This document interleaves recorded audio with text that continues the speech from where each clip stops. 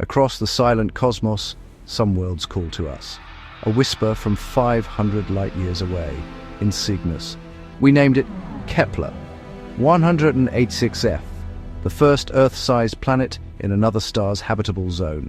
Our telescopes revealed its size, orbit, and the faint glow of a red dwarf sun.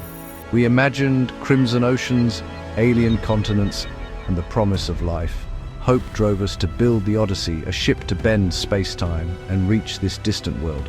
The crew, our best, became pilgrims, carrying humanity's hopes into the unknown.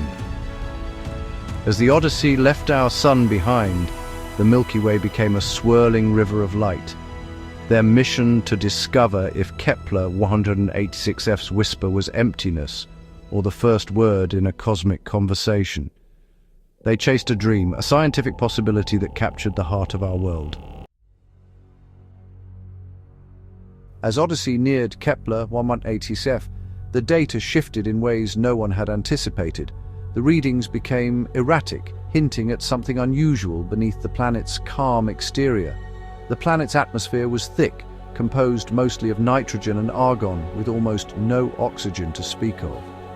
It was a chemical soup, dense and impenetrable, that seemed to guard the world's secrets. Its surface was cool, locked in perpetual twilight with no storms or seasons to break the monotony.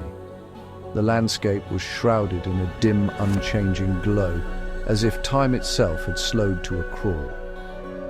Dr. Thorne, the ship's astrobiologist, found paradoxes everywhere. Organic molecules scattered across the surface, vast dark oceans stretching for thousands of kilometers, but not a single trace of life or biosignature. It was a stage set for life. Every ingredient present, yet the world was utterly sterile. The silence was almost deafening. The planet was tidally locked, one hemisphere trapped in endless day, the other in perpetual night, creating a stark and haunting division. But even the daylight was muted, as if something unseen was absorbing the star's energy before it could reach the ground, leaving the world in a perpetual half-light. Scanners detected strange, moving dimness across the surface. Not clouds, not dust, but something deliberate, shifting with purpose across the barren terrain. Commander Rostova felt a growing unease. This was no ordinary scientific puzzle, but something far more unsettling. The crew's initial excitement faded, replaced by a creeping sense of dread as the mystery deepened with every scan. They had crossed the stars in search of a paradise, but instead found a beautiful, silent enigma that defied explanation. A world seemingly ready for life, yet presenting only a void, an emptiness that felt intentional, as if something was missing by design. What secret was Kepler 186f hiding in plain sight? And would the Odyssey's crew be prepared for the answer? The crew had to land. There was no turning back now. The mission had reached its most critical moment. The Stargazer, a small lander, descended to the twilight zone, the terminator line between day and night, where extremes met and hope lingered. Here, life might exist, if anywhere. The crew's hearts raced with anticipation, searching for any sign of the extraordinary. The descent was calm.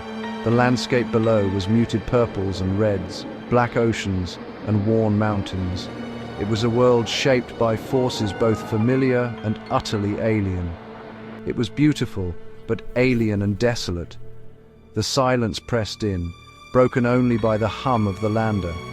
Then they saw them, shadows, vast flowing darkness moving across the land, shifting with a purpose that defied explanation. These were not natural shadows, but absolute voids, absorbing all light.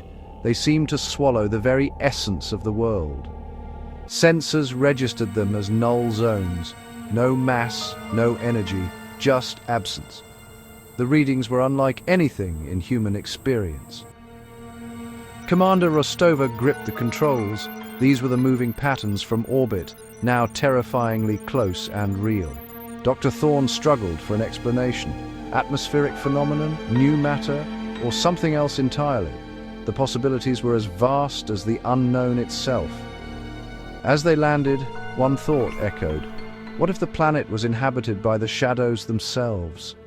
The possibility was chilling, and suddenly the mission felt more dangerous than ever. The unknown had never felt so close, pressing in from every direction, daring them to take the next step. The stargazer's ramp lowered. Cold, thin air filled the lock. Stepping onto Kepler 186f was like entering a dream. Red soil, heavy gravity, a sky of violet and crimson. The red dwarf hung low, casting endless, faint shadows. Silence pressed in. No wind, no sound but their own breath. Dr. Thorne took samples, iron-rich, sterile dust, ancient, lifeless rocks.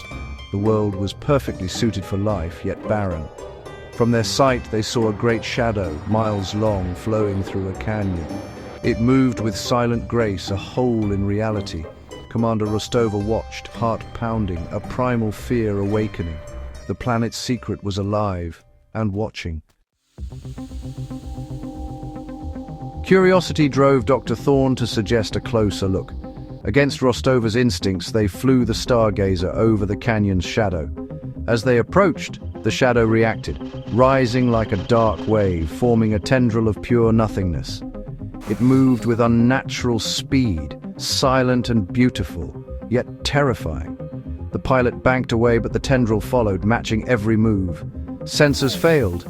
The entity had no mass, yet threatened the ship. Dr. Thorne realized this was not geology, but life, alien, incomprehensible, woven from shadow itself. The tendril did not attack. It danced, swirling around the stargazer. It was curious, investigating the intruders. Rostova understood this was communication. First contact not with flesh, but with sentient shadow. Life existed here in the emptiness. They had found what they sought in the most unexpected form. The universe had answered. Encouraged by the shadow's curiosity, the crew landed near a vast, stationary darkness in a crater. Within it, they saw shapes, structures, geometric outlines darker than the shadow itself. It was a city of silhouettes, a metropolis built from void. Towers of darkness reached for the sky, shifting and alive. Bridges of shadow connected floating forms. The architecture defied physics. Dr. Thorne theorized these beings might be multi-dimensional, shadows of higher dimensional life. The planet's constant twilight was perfect for their existence. They were not creatures of night, but of perpetual dusk. A smaller shadow detached, flowing up the crater wall. It coalesced into a vaguely humanoid form, pure blackness against red dust. It raised an arm, a universal gesture of greeting. The first meeting between light and shadow had begun. The shadow being communicated with thought, not sound. A wave of images and feelings washed over the crew, pure concept, not language. They sensed immense age and a profound, ancient sadness. The shadow showed its history. Kepler 186f was once a vibrant, sunlit world, teeming with life. The shadow beings lived symbiotically with biological life, hidden in their partners' shadows. Then the sun died, boiling oceans, erasing life. The shadow beings survived, but their world became a drifting tomb. For eons, they clung to existence, drawing energy from the faint afterglow of the universe. They endured, a civilization of ghosts on a dead planet. Their story was one of loss, survival, and memory. The story continued. After drifting through the endless darkness of space, the planet was finally captured by a red dwarf star, its gravity pulling the world into a new orbit. This created the eternal twilight. For the shadow beings, it was a miracle, a new home, but a lonely one, shrouded in perpetual dusk and silence. The shadow being sent a message across the void, both a warning and a glimmer of hope, reaching out to any who might listen. They had watched Earth, not with eyes, but with quantum perception, sensing the patterns of life and energy across the cosmos. They saw our blue oceans, shimmering with possibility, green continents, the vibrant pulse of our art and creativity, our wars, our love, and the full spectrum of human experience.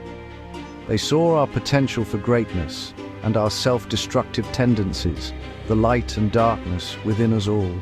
Their message was clear: cherish your light, not just your sun, but the fragile miracle of life itself, in every form it takes. They had lost their light and mourned it for eons, remembering what once was. We, still young and reckless, risked losing ours too, often blind to the consequences of our actions. The shadow being dissolved, returning to its city, its message lingering in the air. The crew stood in the crimson twilight, changed forever by what they had witnessed and learned. They had not found another Earth, no paradise waiting for them, but a monument to a lost one, a silent warning from the past. The shadow's message echoed through time and space: value what you have before it's gone forever. The universe had spoken through survivors in the dark, urging us to remember the preciousness of our own fragile world. The Odyssey returned to Earth, and the story of Kepler 186f changed everything. We learned life can take forms beyond imagination, made of matter or of absence. The shadow beings forced us to reconsider our place in the cosmos. We are not the only consciousness, we are one fragile form among many. Their story became a mirror, making us see our world as a gift, not a given. The universe is filled with stories, ours is just one. How many others wait, written in languages we cannot yet comprehend? Our journey answered one question, but opened 1,000 more. If life can exist in darkness, what responsibility do we have to the light we've been given? The final question now hangs over all humanity as we look up at the night sky.